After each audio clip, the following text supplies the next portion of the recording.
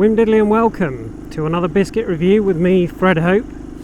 You join me on my Honda Cub 90, which I've not long put some knobbly, wintry, grippy, off-roady tyres on. I've also learned a lesson. I'm not going quite as fast as I was because in the video in which I showed how to fit the tyres, I almost blew the top box off. Between, 20 and 30 miles an hour. I damaged the lid and so on, so I've fixed that. I'm going gently so I don't smash today's biscuits, but I am massively enjoying my afternoon of riding around on a Honda Cub up a strange little track in rural Wiltshire. That's a bridleway which I don't think I'm allowed down.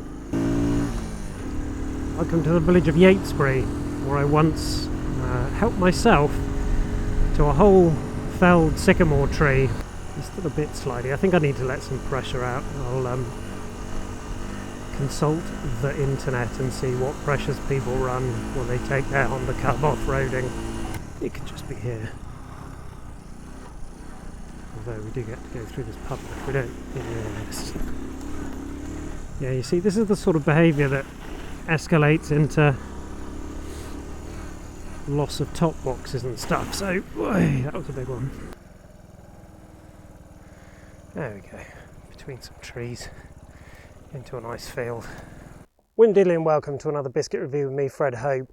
My channel name is Epo Derf and that's Fred Hope backwards. I do reviews of biscuits largely on small motorbikes, but also some how-to on motorbike stuff. I did a video about America and I'll do some car stuff and some other bits. Today we're going to review the McVities Hobnob, apparently Britain's second favourite biscuit, oat-based, highly fissile, fragile, crumbly biscuit. The word hobnob was first found in 1550. Hab or nab, have or not have. It then turned up in Twelfth Night by Shakespeare, to have or to have not. Then it was to hab and nab, or to hab or to hob or knob. Basically, now it's to do with like schmoozing with someone important, drinking, having a nice time with people, hobnobbing.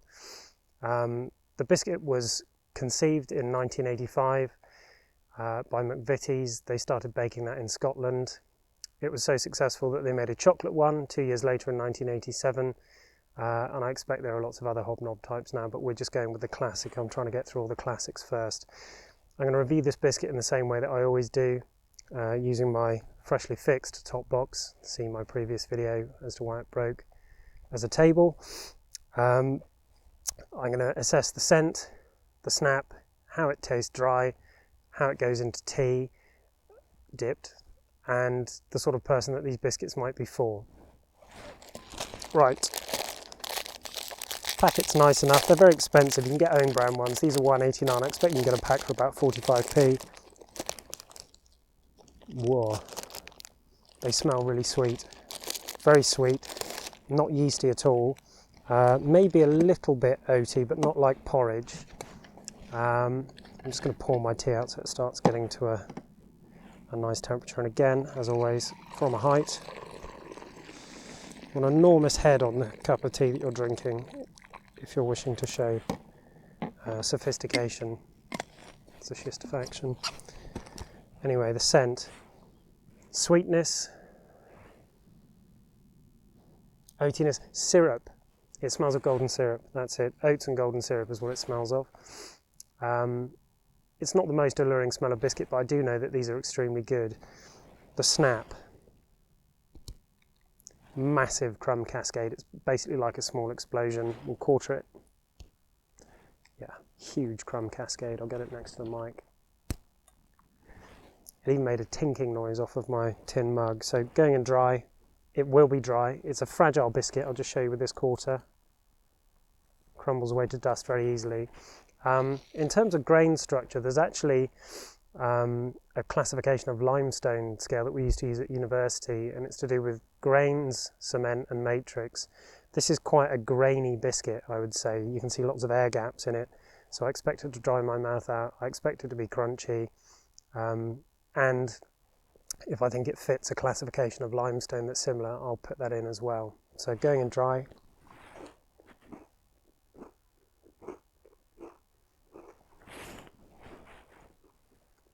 Just seen a lovely red kite. Takes a bit of chewing, like there are whole oats in there that need breaking up before you can swallow them. If you have a particularly Saharan mouth, don't eat these. If your salivary glands are inactive or sluggish, these biscuits are not for you. Sticks in your teeth, so if you're into taking your biscuits with you for later in the day, then that will work. Very sweet, hugely crunchy, not that salty, which is good, but really it's just goading you, it's digging you in the ribs, poking you in the kidneys, imploring you to dip. So that's what I'll do. Despite being fragile, they actually hold together quite well. They're quite well constituted or stuck together. Tea's a good temperature. 5-second dip, I don't care. 1, 2, 3, 4, 5. Nice drip down, the porous nature of the biscuit, meaning we get a really extreme drip down actually. It's probably about 10 or 12 drips.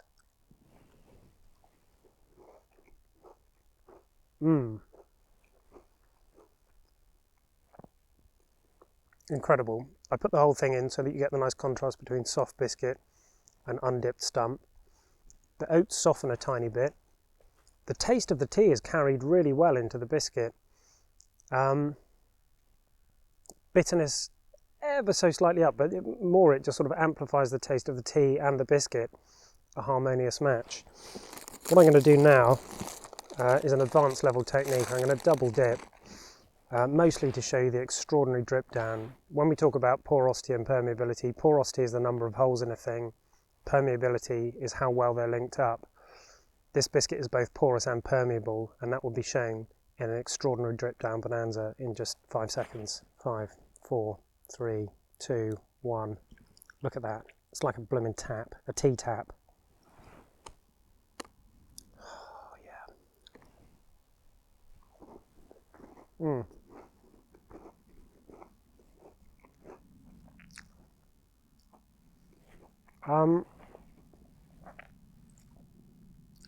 If you're at a job interview or something, maybe don't go for the double dip, even though it's an extremely assertive manoeuvre. It can get a bit ugly when I'm now going to be picking biscuit out my teeth for ages. It can get a bit ugly when the biscuit sort of drips down your front and so on. But if you've got a visitor that's not listening or bending to your will, double dip, insert to the base, show them the drip down as well whilst locking eyes, and they'll be putty in your hands. So who's this biscuit for? Well, if Ready Brek is central heating for kids, the tagline for these used to be 1 nibble and you're nobbled. They later changed it to 1 nibble and you're hobnobbled. They are quite addictive. I don't see that packet lasting long now it's open. They're for people that need energy. So builders, grave diggers, athletes. But they should also be a cupboard staple. You know, if you've got a chum coming over or someone you don't know, a hobnob is indicative that you're a decent person. Who are they not for? People with bad teeth, people that like to get involved with their biscuit, people that are averse to extraordinary drip down characteristics, not for you. Dogs like them, my dog likes them. Grandparents like them, my nan used to love them. The chocolate ones I will review in time, but I'm trying to get through all the classics, all the basic bitch biscuits first. I'm just trying to think who would be upset if you gave them hobnobs, and I think the answer is almost no one.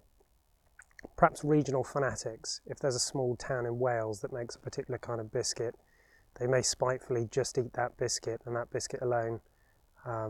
Even though it reduces the quality of their life significantly, they'll be regionally faithful. But apart from that, men, women, children, everyone in between, animals, hobnobs are for you. Wow, nice buzzard. Beautiful quiet piece down here. I can see the A4 and I can see the monument, but it's wonderfully quiet. I'm really impressed with the bike, or rather the tyres on the bike. They make off-roading much better, and the top box is saved for now. I might do some biscuit reviews on the other bike, the newer one, but if you're someone I already know that's watching, thank you very much. And if you're a stranger from the internet that started watching biscuit reviews by bike, I just hope you're getting something out of it, because it's a big waste of time if you're not. I'll be back again.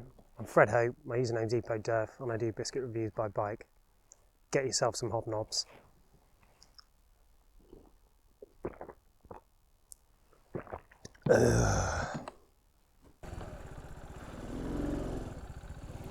Third gear pull away. Don't even care. There was a plane crash in this field not so long ago. Just a little light one.